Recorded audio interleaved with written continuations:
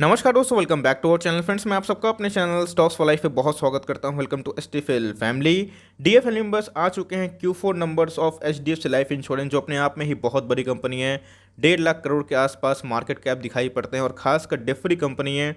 दोस्तों आज मैं आपसे जो एनालिसिस शेयर करूंगा, ऐसे एनालिसिस शायद आपने नहीं देखी होगी, क्योंकि मैं बता रहा हूँ बहुत लोग मैं देख रहा हूँ कि सिर्फ प्रॉफिट को और सिर्फ रेवेन्यू को देख रहे हैं। लेकिन याद रखिएगा, एचडीएफसी लाइफ, एसबीआई लाइफ, कोई भी लाइफ इंश्योरेंस कंपनी का जो इनकम होता है वो होता है दोस्तों प्रीमियम से और इन्वेस्टमेंट से। जी हाँ दोस्तों, इस बात को ध्यान रखिएगा। तो कितना प्रीमियम हमें बिकते हुए दिखाई पड़ रहा है, कितने बीमा पॉलिसी इन्होंने बेचा है, और खासकर फर्स्ट ईयर रिन्यूअल और सेकेंड ईयर जो प्रीमियम होता है, तो इसमें बहुत ही इंपॉर्टेंट एक कैच है जो आपको कोई सिखाता नहीं। इसलिए मैं बोल रहा हूँ कि नंबर्स को मत देखिए, ये देखिए कि उनके बिजनेस के सेगमेंट कैसे ग्रो कर रहे हैं, तो आपको बहुत ही कुछ सीखने को मिलेगा। और ऐसे ही लाइफ इंश्योरेंस की कंपनी का एनालिसिस होता है जो आपको कोई नहीं बताता, सब बताते हैं सिर्फ नंबर्स। लेकिन ऐसा गलत स्ट्रैटेजी है। तो चलिए गाइस, आपको सिखाता हूँ जो कि यूनिक वे हैं, जो लॉन्ग टर्म में आप कभी गलती नहीं करेंगे। चैनल फर्स्ट टाइम होंगे, सब्सक्राइब कर सकते हैं इस तरह क्वालिटी कंटेंट को सबसे पहले एक्सेस करने के लिए। दोस्तों आज के दिन आ चुके हैं एसबीआई कार्ड्स के नंबर्स। जी हाँ दोस्तों, विस्फोटक नंबर्स अगर आप देखें ईयर ऑन ईयर, ऑल दो प्रोविजनिंग भरी है, तो मैंने अपना अनबायस्ड ओपिनियन शेयर कर दिया। आपको बहुत ही फायदा होगा, जाकर जरूर देखें। Now without delaying any further time, let's begin.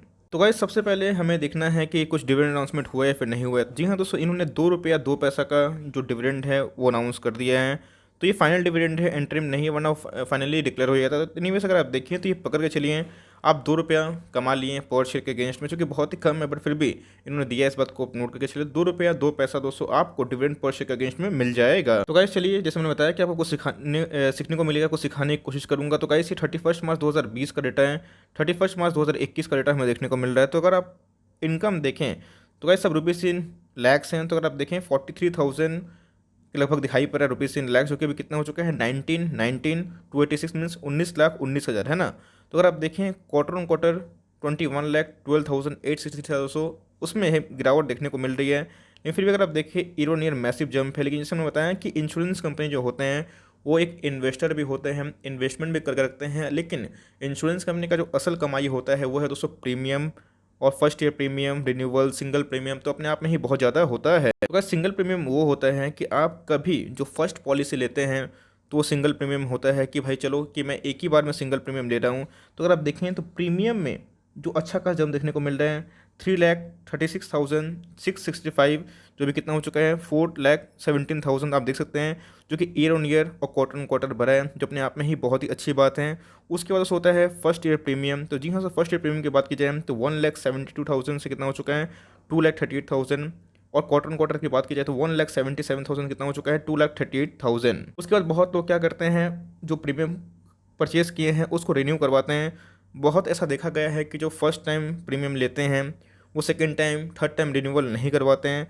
तो अगर आप देखें दोस्तों, तो ये जो फर्स्ट ईयर प्रीमियम भी है उसका रिन्यूअल प्रीमियम है वो हमें जम देखने को मिल रहा है। 5.5 लाख से कितना हो चुका है 6.5 लाख, और 4.5 लाख से कितना हो चुका है 6.5 लाख। मतलब अगर आप देखें ईयर ऑन ईयर तो वो भी मैसिव जंप है, और क्वार्टर ऑन क्वार्टर वो भी मैसिव जंप है।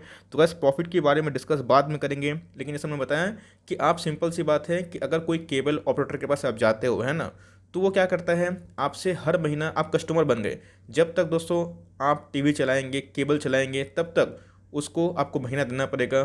पहला महीना, दूसरा महीना, 12 महीने तक आपको पेमेंट करते रहना पड़ेगा। उसी हिसाब से जब पॉलिसी लेते हैं तो गाइस प्रीमियम रिन्यूअल होता है, सिंगल प्रीमियम होता है, तो ये सब जितना बढ़ेगा तो लॉन्ग टर्म में दोस्तों इनके कस्टमर फिक्स हो जाते हैं और वो देना ही स्टार्ट कर देते हैं। कोविड का टाइम है तो मैंने बताया कि सारे इंश्योरेंस कंपनी ये कोशिश कर रहे हैं कि जितना ज़्यादा से ज़्यादा वो प्रीमियम कर पाएँ, बिकॉज कोविड ने बता दिया है कि लाइफ इंश्योरेंस कितना इंपॉर्टेंट है। तो टोटल इनकम की बात की जाए, डिक्लाइन तो है, इस बात को मैं हम्बली एक्सेप्ट करता हूँ, लेकिन ध्यान रखिएगा इनके first year premium, renewal premium और सिंगल प्रीमियम कस्टमर लेना स्टार्ट कर रहे हैं। और वो ले रहे हैं मतलब क्या, वो आने वाले टाइम में उनके कस्टमर ऑलरेडी बन चुके हैं। तो ये दोस्तों बहुत ही इंपॉर्टेंट है, जो बहुत लोग नहीं बताते हैं, और यही असल में दोस्तों रेवेन्यू होता है लॉन्ग टर्म में इंश्योरेंस कंपनी के लिए। और गाइस उसके बाद होता है अदर इनकम। अदर इनकम मेरे को पता है कि बहुत सारे आते हैं, लेकिन याद रखिएगा इनकम फ्रॉम इन्वेस्टमेंट। जी हाँ दोस्तों, आपको अच्छे से पता है कि बहुत सारे इंश्योरेंस कंपनी कहीं पे निवेश करते हैं, कोई शेयर में ऑल, तो आप देख सकते हैं कि पहले नेगेटिव था, ये पॉजिटिव आ चुका है।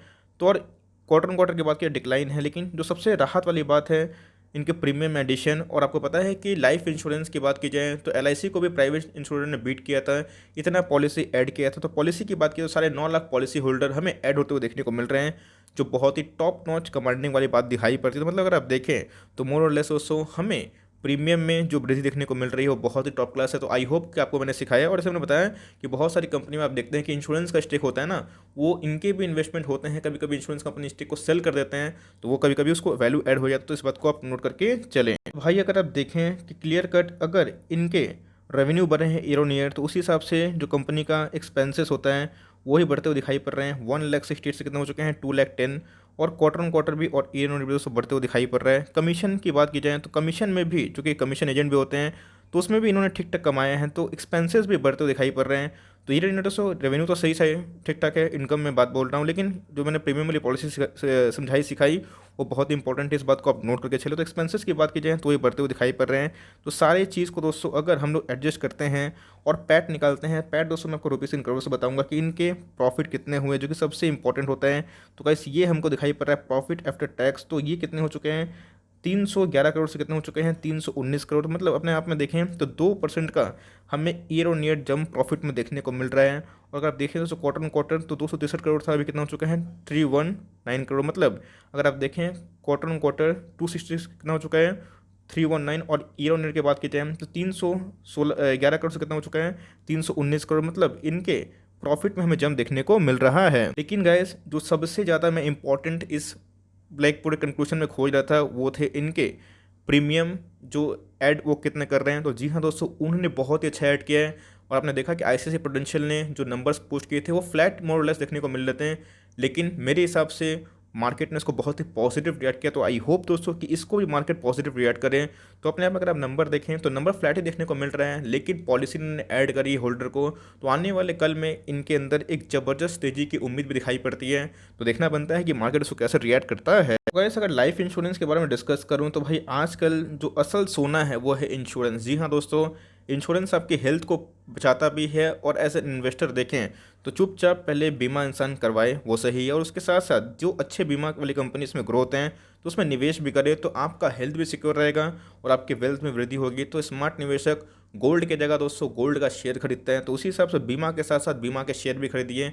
आने वाले कल में बीमा का बहुत ही बड़ा यूज़ होने वाला है और लोगों को समझ में आ चुका है, और जितने जल्दी आप बीमा लेते हैं तो उतने ओल्ड आप उनके कस्टमर बन जाते हैं। इस बात को नोट करके चले। और पॉलिसी है जो लाइफ टाइम तक चलते रहता है, मीन्स आप जितना तक उसको होल्ड करते हैं। तो अगर आप देखें तो आज दोस्तों मार्केट ने पहले ही अनुमान किया था कि नंबर्स ठीक ठाक आएंगे, उसी हिसाब से हमें 3% अब दिखाई पड़ रहा था। शेयर प्राइस की बात की जाए ऑल टाइम हाई की तो 746 के लगभग दिखाई पड़ता है, 707 मिल रहा है। दोस्तों मेरा स्ट्रॉन्ग रिकमेंडेशन है कि ये स्टॉक को आप ऐड करते चलें।